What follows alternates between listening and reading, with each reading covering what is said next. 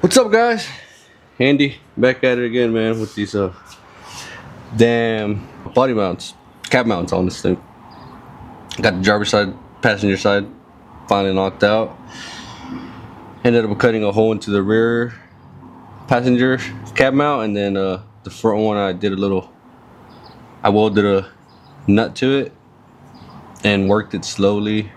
PV blastered the hell out of it, and I tried to heat it up a little bit. I mean, I don't know what all helped, but heated it up a little bit, PV blaster, and then welded a nut to it and let it get really hot, and then worked it slowly, and it came out with this and we got all the bolts, and then I just thread chased the threads from the old threads and everything, and then we should be good to be putting the new mounts on. But finally, man, this took a lot longer than I expected, but let me show you guys what happened, or what I got going on at least. So this is all we have left. I have so many mounts, I don't even know which ones were the ones that I took off on these, but they're all gone, man. They all need to be replaced, as you guys already know. But for the rear one, let me see if I could fit this camera in here. I cut a hole right behind my carpet, right there. I fit a hole right there, and as you can probably see some little boogers of the welds. I welded that cage nut so it wouldn't spin no more. I shot a bit tip, a self-tapping screw, and then I just measured away from where it was and just kind of sent it. I'm gonna off a little bit, but it was enough where I could get some vice grips in there and hold that cage nut. Then if you want, I'll give you guys a measurement. If I can find somewhere to measure it out from. You got a tape measure. So there you guys have it. It's about that from the back of the cab. And I'm trying to get it set up. Try to find a square. Let's do.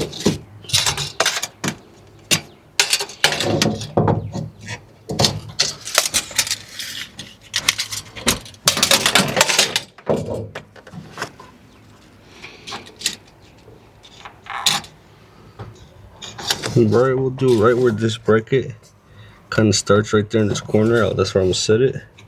It's at the way bottom. It's all the way down here. It's a little dirty. I'll set it right there, and then we'll see how far we're sitting. We're sitting about 21 and a half. Kind of hard to tell, but there you guys have it. In case anybody wants the measurements, I did that for that. Welded that bugger in there. And then there's my vice grips. Then I went down here. Oh. And there's my first failed attempt of a welded nut. Didn't hold. I only have a flux welder, what's of made, but I don't have any gas. And then I simply welded a nut on it, and it came out. Luckily, see, I got my success, my winner. Yeah, look at that. If I get it focused.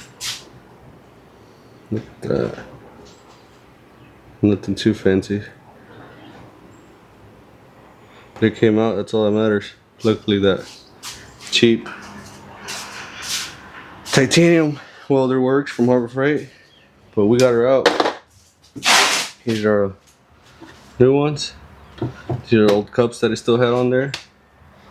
You can see the probably rust. I just cleaned them up with some rust cleaner, and then sanded them down a little bit, and painted them.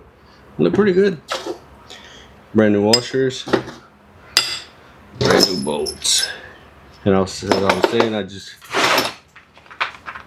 got a thread chaser, which was a 1/2 inch by -13 or -13, however you say it. And I simply just ran this through a couple times, made sure the threads were clean and still sharp, and they were. So the rear bolt wasn't too bad, it was just spinning, but there it is. Front one had snap, and that's how we ended up. So I'm gonna put these on. I'm gonna get some grease around here, and then grease around here, because it goes like this and then like this, so it'll slide from the top into the cab mount. Bam. So this will be greased up, so it's sitting on the metal, and then this will be from the bottom, so grease this, and then since it's a metal washer, just add a little bit of grease and hug it. I'll show you guys.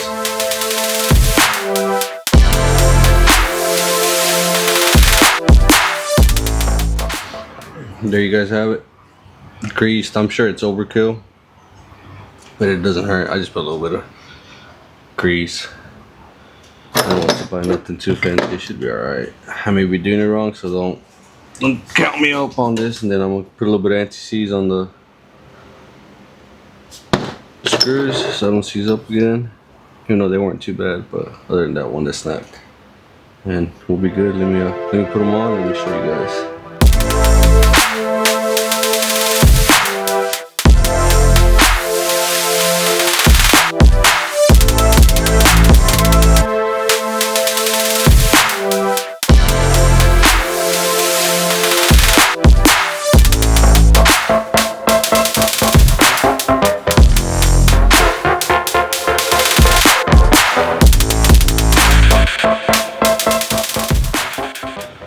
There you guys have it.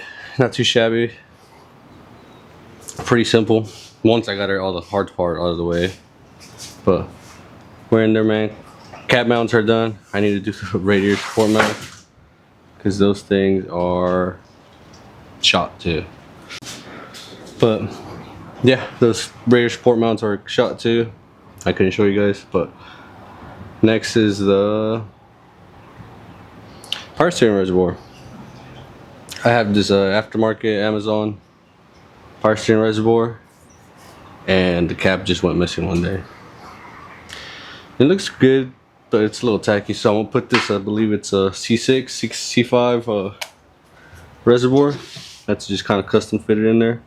There's a 5/8 in and a 3/8. And I don't know exactly what mount or what pump I have on this, because that's how I got it. But here it is. Runs into the gearbox, and then this hose is ran inside the frame hole, and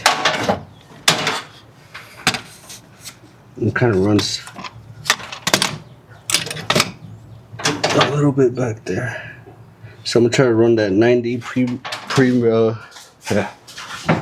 molded hose that I have. So it's about, I want to say 12 inches. I'm just kidding, maybe like 6-7 inches. And this is like 18 inches, so that should be enough. Let me figure out how to mount this bad boy. Just gonna try to put it somewhere in the same spot where this one is. So let's get this bad boy off, and then we'll see how I get the new one on there. Here she is, mounted. Cut the bracket. I heated it up the side and bent over that end, and then I just sanded it down with a grinder disc or a sanding flapping disc, and then I just kind of gave it a little shape so it doesn't look so sharp, and it looks like it was meant to be there. But I got the old one off. I didn't have a cap, so I grabbed the water bottle and then heated it, and it made a seal, so I didn't have to dump it all over in the engine bay. That's the old one and a new one. So I got the hose off down there. Kind of hard to tell, but I'll get the hoses hooked up and I'll show you guys how it looks.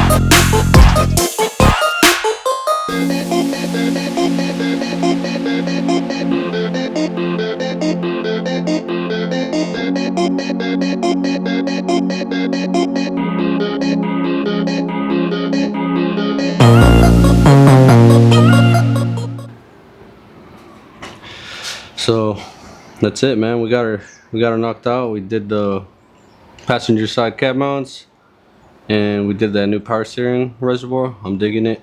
It looks clean.